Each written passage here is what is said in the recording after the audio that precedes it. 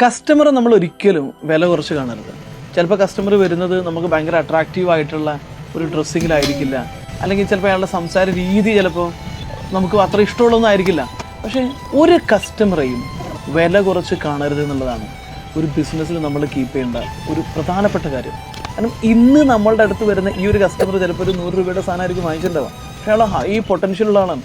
ഈ 100 രൂപയുടെ സാധനം വാങ്ങിച്ചപ്പോൾ നിങ്ങളുടെ പെരുമാറ്റം അയാളുടെ എങ്ങനെയായിരുന്നു അതിന് ഡിപ്പെൻഡ് ചെയ്തിട്ടാണ് ഒരുപക്ഷെ നാളെ അയാൾ 10 ലക്ഷം രൂപയുടെ സാധനം വാങ്ങിക്കാൻ വരുന്നത്.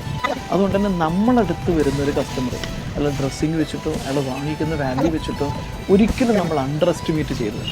10 ലക്ഷം രൂപയുടെ പ്രൊഡക്റ്റ് വാങ്ങിക്കാൻ വരുന്ന ഒരാൾക്ക് കിട്ടുന്ന സെയിം ഫീല് 100 രൂപയുടെ കസ്റ്റമർക്കും കൊടുക്കാൻ പറ്റി കഴിയുമ്പോൾ മാത്രമേ അയാളൊരു 10 ലക്ഷം രൂപയുള്ള ആളാകുമ്പോൾ നിങ്ങളുടെ അടുത്ത് വരാൻ പ്രിഫർ ചെയ്തുള്ളൂ. ഒരാളെയും നമ്മൾ ഒരു കസ്റ്റമറെയും ഒരിക്കലും അപമാനിക്കരുത്.